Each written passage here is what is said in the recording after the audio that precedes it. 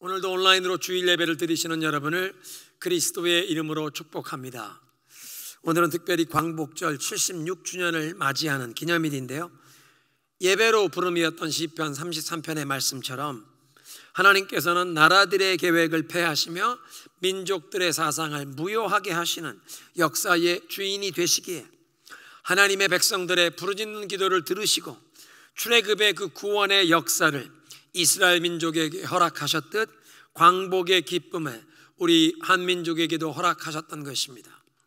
사실 일본 제국이 그 대동아 전쟁을 일으켰을 때만 해도 일본은 일찍이 서양 문물을 받아들이고 나라를 발전시켜서 러시아나 중국을 제압할 정도로 부강한 그런 나라를 만들었기에 우리 한국인들 중에도, 조선 사람들 중에도 수많은 지식인들이 우리 민족의 독립의 꿈을 포기하고 일본 제국의 통치하에 모범적인 신민으로 살아가는 것이 우리 민족이 번영하고 살아갈 길이라고 생각했던 그런 인물들이 많습니다.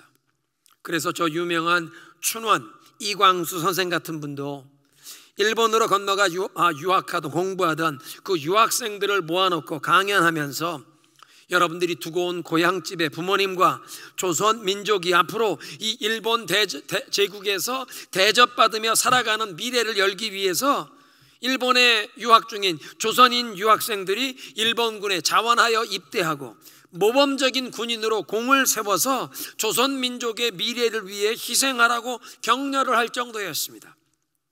우리 한국 민족이 독립할 수 있다는 꿈을 상상할 수도 없었던 그런 역사적인 상황이었다는 것입니다. 그런데 한국교회의 우리 믿음의 선진들은 달랐습니다. 신사 참배를 강요하는 그 일제들의 핍박 때문에 감옥에 투옥되기도 하고 순교의 피를 흘리면서도 신앙의 절개를 지키셨고 역사의 주관자가 되시는 하나님께 부르짖어 기도했습니다. 애굽 왕 바로를 벌하시고 하나님의 백성들을 자유케 하신 하나님께서 우리 민족에게도 구원의 은총을 베푸실 것을 믿음으로 간구하며 기대한 것입니다. 평양 장대현 교회에 모였던 그 총회 석상에서 신사 참배와 우상 숭배를 강요하는 세력은 망할 것이라고 두려움 없이 어떤 목사님께서 선포하셨다는 그 얘기를 총회에 참석하셨던 선친께 들은 기억이 있습니다. 정말로 암흑과 같은 그 36년의 일제강점기가 끝나게 하시고 일왕의 그 무조건적인 항복 방송으로 1945년 8월 15일에 우리 민족에게 빛이 다시 회복되는 광복의 기쁨을 맞이하게 하셨습니다. 그런데 그로부터 76년이 지난 오늘까지도 북녘 땅의 우리의 동포들은 그 김씨 가문 3대 세습 정권의 억압과 폭정 가운데 고통을 받으며 신음을 하고 있기에 우리는 다시 한번 하늘의 하나님, 역사의 주관자 되시는 하나님께서 우리 민족에게 자비와 긍휼을 베푸셔서 동족 간에 피 흘리는 무력 충돌을 막아주시고 신앙의 자유가 보장이 되는 자유민주, 평화 통일을 이루게 하시고 무엇보다 그리스도의 복음의 능력으로 민족이 참된 화합을 이루어서 열방을 함께 그리스도의 사랑으로 섬기며 축복하는 그런 민족이 될 수 있도록 하루속히 기도해야 하는 줄로 믿습니다. 이제 오늘 우리에게 주시는 하나님의 말씀에 귀를 기울이겠습니다. 우리는 요즘 환난과 어려움의 시대를 살아가던 하나님의 백성들에게 우리의 위대한 대제사장 되시는 예수 그리스도께 우리의 마음과 생각을 집중하면 우리가 경험하는 그 모든 어려움과 환난을 능히 믿음으로 극복하고 승리할 수 있도록 하늘로부터 하나님의 그 은혜와 능력을 부어주실 것을 약속하시는 히브리서의 말씀을 살펴보면 은혜를 나누고 있습니다.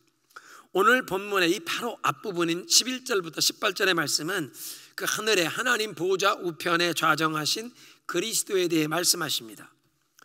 구약 시대의 그 제사장들은 성전에서 매일 제사를 드릴 때 그들의 제사가 죄를 없이 할 수 없었기에 매일 그리고 매년 그 제사를 반복해 드려야 했고 그래서 저들의 임무가 결코 끝나지 아니했기에 항상 서서 봉사했다는 것입니다. 그런데 그리스도께서는 자신을 단 한 번 드리는 제사로 죄를 영원히 없이 하시고 하나님 보좌 오른편에 좌정하셨다. 그리스도의 제사가 모든 하나님의 백성들의 죄를 대속하는 영원하고 완전한 제사였음을 하늘 보좌 우편에 그리스도께서 좌정하신다는 사실이 증거하는 것입니다.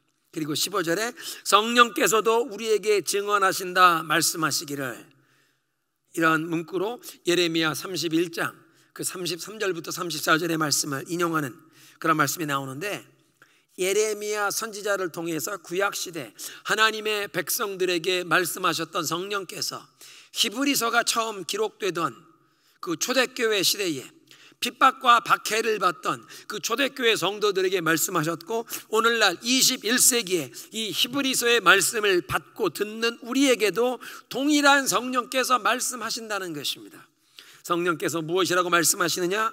그리스도께서 자신의 몸을 희생 제물로 드리심으로 새 언약을 세우셨기에 죄 사함을 구하는 제사가 다시 반복될 필요가 없다. 죄 사함의 역사를 예수 그리스도께서 완성하셨다. 할렐루야. 그래서 이제 오늘 본문은 이렇게 그리스도께서 죄 사함의 역사를 완성하시고 하나님 보좌 우편에 좌정하심으로 우리가 얻게 된 두 가지의 복을 19절에서 21절까지 말씀하시고, 그래서 22절부터 25절은 이런 복을 누리게 된 우리에게 주시는 세 가지 권고, 세 가지의 실천 사항을 말씀하십니다. 제일 먼저 그리스도로 인하여 우리가 얻게 된 두 가지의 축복, 그 첫 번째는 그리스도의 피를 힘입어 우리가 지성소에 들어갈 담대함을 얻게 되었다는 것입니다. 개역성경은 담력을 얻었다라고 번역했는데, 이런 담력과 담대함은 예수 그리스도의 그 십자가의 복음을 믿고 의지하는 자에게만 주어지는 특권이요 축복입니다. 옛 언약 그 율법의 체계 하에서는 그 아무도 지성소에 감히 들어갈 것을 상상도 못했고, 대제사장만 1년에 단 하루 대속죄일에 피의 제물을 손에 들고 그 휘장을 지나서 지성소에 들어가지만, 만에 하나라도 자신에게 허물과 부정함이 발견되면 죽을까봐 두려워 떨면서 지성소에 들어갔다는 것입니다.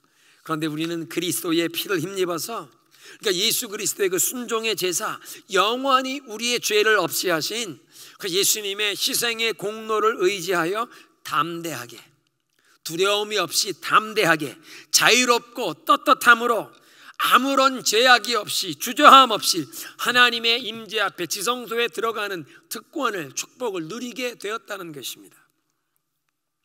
나의 의로움이나 나의 이 자격이 뛰어남 때문이 아니라, 나는 비록 부족하고 자격이 없음에도 불구하고 예수 그리스도의 그 보배로운 피를 힘입어 지성소에 들어가게 되었다. 주의 보좌로 나아갈 때에 나 어떻게 나가야 할까? 나를 구원한 주의 십자가, 그것을 믿으며 가네. 자격 없는 내 힘이 아닌 오직 예수님의 보혈을 힘입어 하나님의 그 임재 앞에 지성소에 들어가게 되었다는 것입니다. 그래서 우리가 부르는 찬송에도 주의 보혈 능력이 있도다. 주의 보혈, 그 어린 양의 보혈, 매우 귀중한 보혈의 능력을 찬양하는 것입니다. 십자가에서 고난당하시고 죽으실 뿐 아니라 부활 승천하신 그리스도께서 그 하늘의 지성소에 들어가시면서 하늘문을 열어주셨는데, 지금도 그 하나님의 임재 앞에 그 지성소에 머물고 계시기에 우리가 하나님의 임재 앞 지성소로 들어갈 길을 열어주셨다. 그 천국문을 열어주셨다. 그 천국문을 열어주신 것을 20절 오늘 본문에서 예수께서는 휘장을 뚫고 우리에게 새로운 산길을 열어주셨는데, 휘장은 곧 그의 육체이니라. 지성소를 가리웠던 휘장이 십자가에서 순환을 당하신 예수 그리스도의 몸을 상징한다고 말씀하는 것입니다. 율법의 성막에서는 대제사장이 지성소로 들어가려면 반드시 통과해야 하는 유일한 통로가 그 휘장을 지나가야 했습니다. Through the curtain, 휘장을 통과하여 지나가야 했는데, 이 새 언약의 시대에 믿는 자들이 지성소 하나님의 임재 앞으로 들어갈 수 있도록 그리스도께서 휘장을 뚫고 새로운 산길을 열어주셨다. 그러니까 이 성도들이 하나님의 임재 앞으로 들어갈 통로, 반드시 통과해야 하는 유일한 길이 우리를 위해 십자가에서 순환을 당하신 그리스도 그분이라고 하시는 것입니다. 그래서 내가 곧 길이요 진리요 생명이니 나를 통하지 않고는 아버지께로 올 자가 없느니라. 오직 그리스도를 통하여 아버지께 나아가는 지성소에 들어가는 담대함을 얻게 하셨다. 새 언약 안에서 우리가 얻게 된 두 번째 축복은 하나님의 집을 다스리는 위대한 대제사장이 이제 우리를 위해 계시다는 것입니다. 3장 6절에서 이 하나님의 집은 하나님의 백성을 뜻한다고 배웠습니다.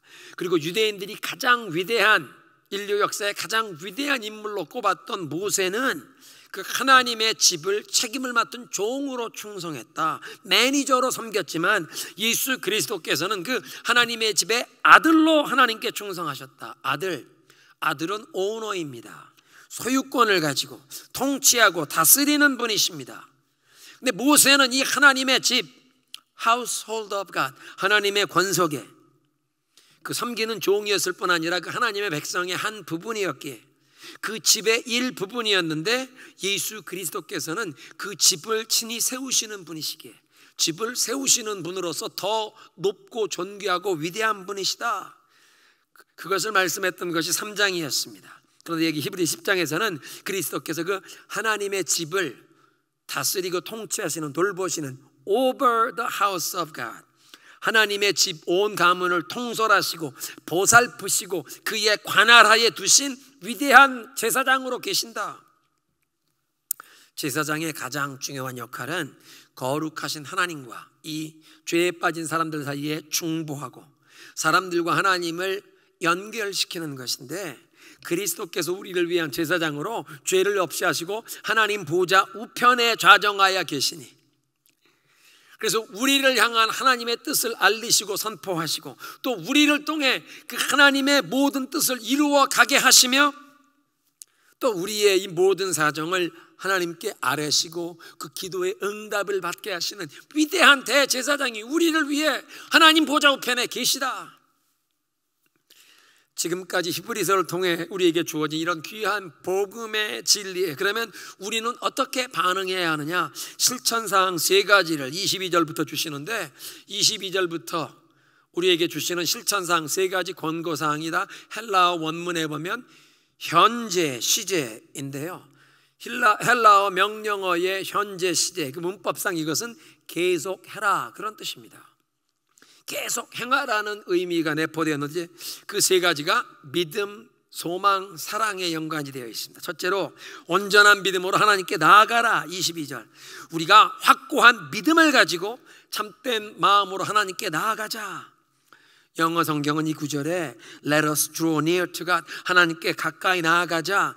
With a sincere heart, 거짓이 없는 참된 믿음, 참된 마음으로 in full assurance of faith, 그 믿음이 마음의 확신이 찬 그 믿음으로 나아가자.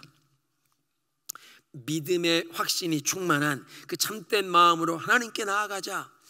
여기에 sincere heart, 미국 사람들이 sincere heart 그러면 아무런 숨기는 것 없는, 거짓이 없는 마음, 겉과 속이 다른 것이 없는 순수한 진정성 있는 마음을 뜻합니다.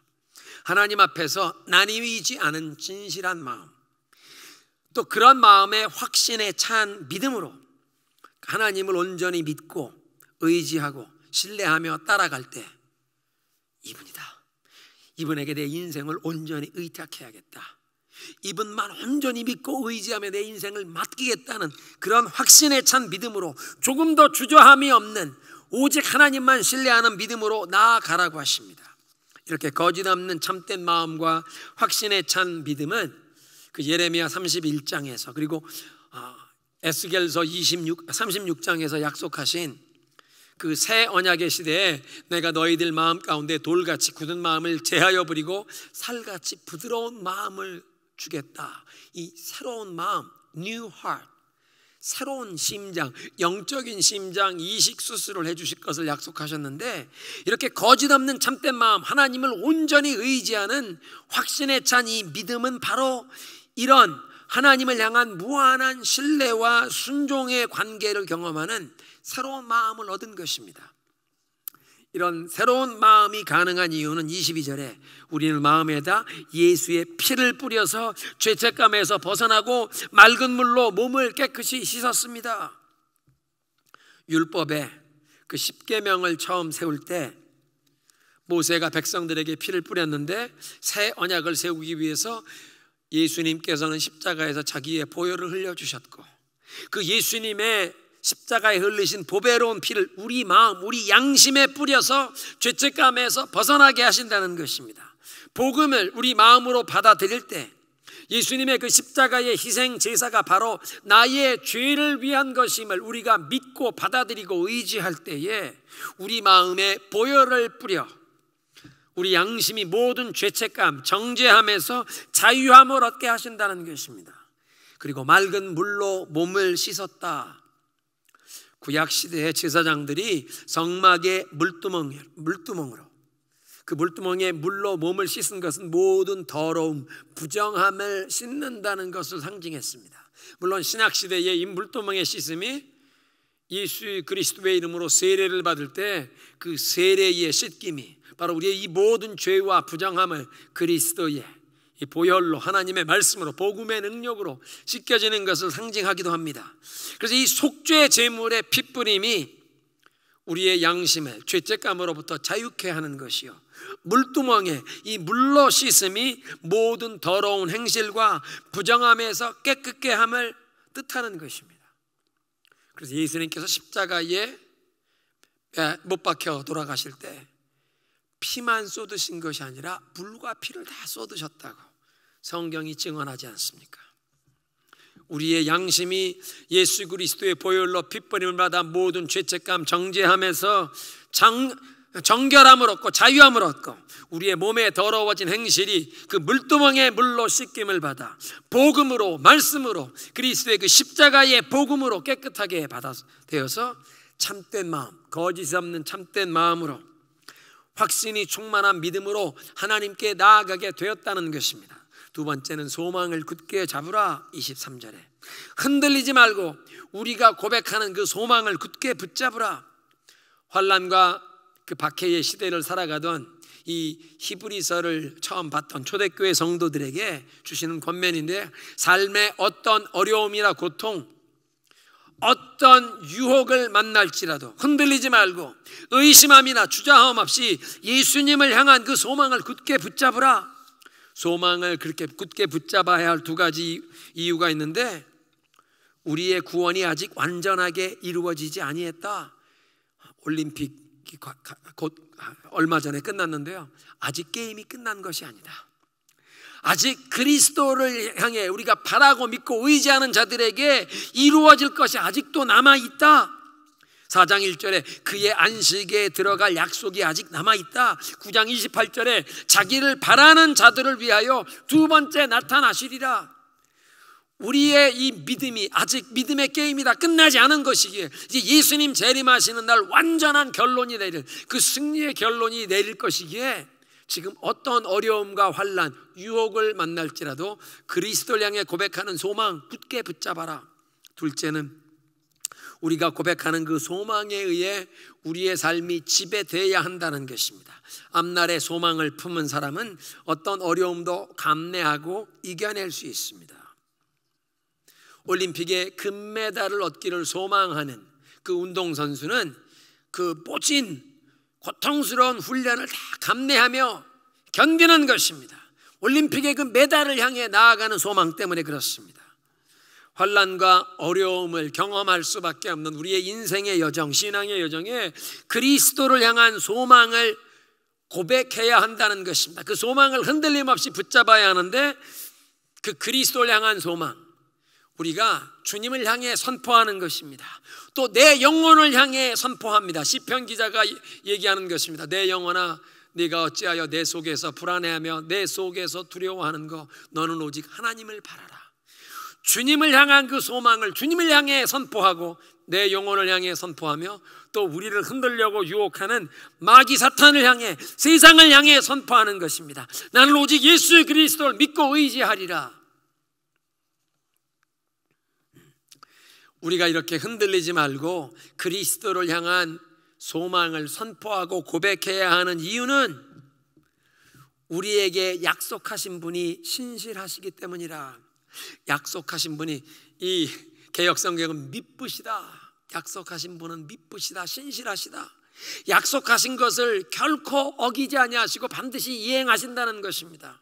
하나님께 소망을 두는 자는 결코 수치를 당치 아니할 것이라고 말씀하십니다. 하나님께 우리의 모든 소망을 두고 하나님을 의지하는 자 결코 실망시키지 아니하실 줄로 믿으시기 바랍니다. 하나님께 소망을 두는 자 수치를 당치 아니하리라. 하나님을 의지하는 자, 하나님을 바라는 자 결코 실망시키지 아니하시리라. 마지막 세 번째 실천사항은 서로 돌아보아 사랑과 선행을 격려하라. 또 사랑하는 일에 힘쓰라. 24절입니다. 서로 마음을 써서 사랑과 선한 일을 하도록 격려합시다.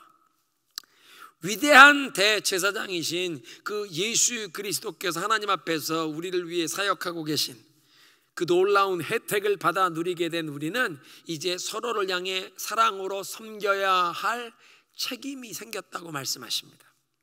그래서 3장 12절 이하에 너희 중에 어떤 사람이 악한 마음을 품고 하나님에게서 떨어져 나가지 않도록 오늘이라고 부르는 동안 서로를 권면하여 죄악의 유혹으로 말미암아 우리 마음이 완고해지지 않도록 하라 말씀하십니다. 25절은 어떻게 우리가 이 서로를 경건하게 살 수 있도록 사랑에 힘쓰도록 격려할 수 있는지 방법을 말씀해 주시는데 25절 어떤 사람들의 습관처럼 우리가 모이기를 그만하지 말고 서로 격려해서 그날이 가까워 오는 것을 볼수록 더욱 힘써 모이라. 소극적으로 피해야 할 일, 적극적으로 추구해야 할 일, 소극적으로 피해야 할 일은 모이는 이 일을 그만하는 자들 따라가지 말라. 모이는 일을 소홀히 하지 말라. 서로에 대한 관심과 사랑을 계속 키우고 유지하려면 모이기에 힘써야 한다고 말씀하십니다. 여기 이 모이기라는 말, 성도들의 모임을 뜻하는 단어가 에피시나고그, 그 유대인들의 회당을 시나고그라고 부르는데 에피시나고그, 믿는 자들의 이 공식적인 모임, 교회를 에클레시아라고 하는데 그 에클레시아처럼 이 에피시나고그라는 이 단어도 아주 공식적인 성도들의 모임, 공집회를 뜻하는 단어입니다. 그런데 당시에 어떤 자들이 이 환난과 핍박의 이 어려운 상황에서 성도들의 공식 모임에 출석을 소홀히 하는, 무단 이탈하는, 성도들의 모임을 저버리는, 모이기를 패하는 어떤 자들, 그 개역성경에 패한다는 말이 사실은 정확한 번역은 그것을 그냥 포기하고 버린다, 팽개쳐 버린다 그런 뜻인데요. 성도들의 모임에 출석을 그냥 저버리는, 팽개쳐 버리는, 무단 이탈하는 자들이 있었다는 것입니다. 그런데 그 성도들의 모임을 이렇게 소홀히 하고 무단 이탈하는 자들, 그런 사람들을 따라가면 아니 된다라고 말씀하시면서 26절부터 39절에 있는 말씀은 배도에 관한 경고의 말씀이 주어지는데, 모임을 소홀히 하지 말라는 말씀에 바로 이어지는 그 말씀이 배도에 관한 경고인 것을 보면, 성도들의 모임에 참석하는 것을 소홀히 하고 게으르다 보면, 성도들의 모임에 참석하는 것을 고집스럽게 거부하다간 주님을 부인하고 신앙을 저버리는 자리에 빠질 수 있는 위험이 있다고 경고하시는 것입니다. 그러니까 소극적으로 모임을 소홀히 하는 그런 일을 피해야 한다. 적극적으로 서로 격려하여 모이기에 힘쓰라. 서로 선행과 사랑을 격려하려면 더욱 모이기에 힘써야 한다. 함께 모이기에 힘써서 서로를 돌아보면서 사랑과 선행을 격려하라.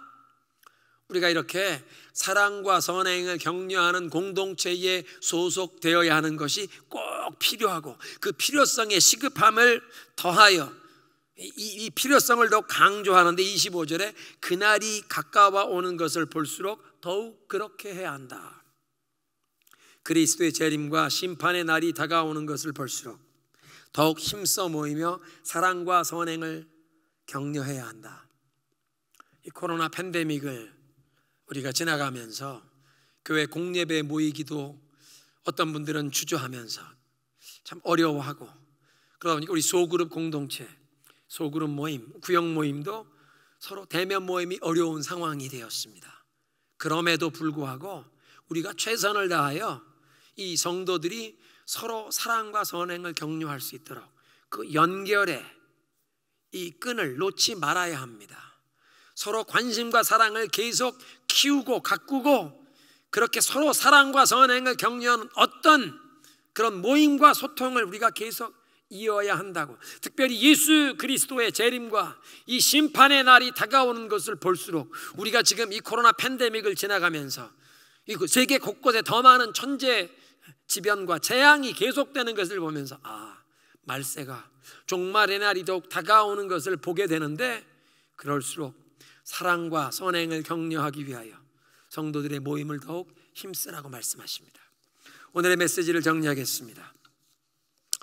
죄사함의 제사를 완성하시고 그리스도께서 하나님 보좌 우편에 좌정하심으로 우리가 얻게 된 두 가지 축복은 예수 그리스도의 피를 힘입어 하나님의 그 영광의 임재 지성소에 들어갈 담대함을 얻게 되었다. 그리고 이 하나님의 집을 다스리시는 위대한 대제사장이 하나님 보좌 우편에 우리를 위해 계시다, 우리를 위해 중보하신다. 이런 하나님의 그 은혜를, 그리스도께서 우리를 위한 대제사장이 되셔서 사역하시는 그 혜택을 받게 된 우리에게 주어진 책임 세 가지, 믿음과 소망과 사랑입니다. 온전한 믿음으로 하나님께 나아가라. 핏부림과 물로 씻김을 받았기에, 예수 그리스도의 보혈로 양심이 이 죄책감 정죄감에서 노임받았기에, 이제 그리스도의 말씀 복음의 그 물두멍에 씻김으로 이 모든 더러운 행실에서 부정함에서 깨끗함을 얻으며, 이제 거짓 없는 순수한 마음, 확신에 찬 믿음으로 하나님께 나아가라. 소망을 더 굳게 붙들라고 하십니다. 어떤 환난과 고통, 어려움, 유혹이 다가올지라도 예수 그리스도를 향한 소망을 굳게 붙잡아라. 그 소망을 주님께 고백하고 내 영혼에 선포하고 마귀 사탄을 향하여, 세상을 향하여 선포하는 것입니다. 그 소망을 굳게 붙잡아야 할 이유는 약속하신 분이 미쁘시기에, 신실하시기에 그 약속하신 것을 반드시 성취하십니다. 주님께 소망을 두는 자 결코 실망치 않게 하십니다. 주님을 의지하는 자, 주님께 모든 소망을 두는 자 결코 수치를 당치 않게 하십니다. 마지막, 사랑과 선행을 격려하기 위해 모이기에 힘쓰라. 이 성도들의 모임에 소홀히 하지 말고 모이기에 힘쓰되 그리스도의 재림의 날을 볼수록 더 모이기에 힘쓰라. 우리 함께 기도하겠습니다. 함께 기도하실 때 그리스도의 피를 힘입어 지성소에 들어갈 담대함을 주신 하나님 감사합니다. 하나님의 임재 앞에 들어갈, 지성소에 들어갈 길을 예수님 그 휘장을 찢으시고 길을 열어주셔서 새로운 산길을 열어주셔서 감사합니다. 우리를 위한 그 위대한 대제사장, 다스리시는 대제사장이 하나님 옆에 계신 것을 감사합니다. 이제 믿음, 소망, 사랑을 실천하라고 하십니다. 핏부림을 받았기에 온전한 믿음으로 주님께 나아갑니다. 소망을 굳게 붙잡으라. 어떤 환난, 어떤 어려움과 유혹에도 흔들리지 않고 예수님을 향한 그 소망, 주님을 향해 선포하고 내 영혼에 선포하며 세상에 선포하며 이 소망으로 나아가게 하옵소서. 주님을 의지하는 자 수치를 당치 않게 하시고 실망시키지 아니하실 주님을 의지합니다. 주님을 바라봅니다. 이제 우리가 서로 모이게 힘써 사랑과 선행을 격려하며 나아가게 하옵소서. 함께 기도합니다.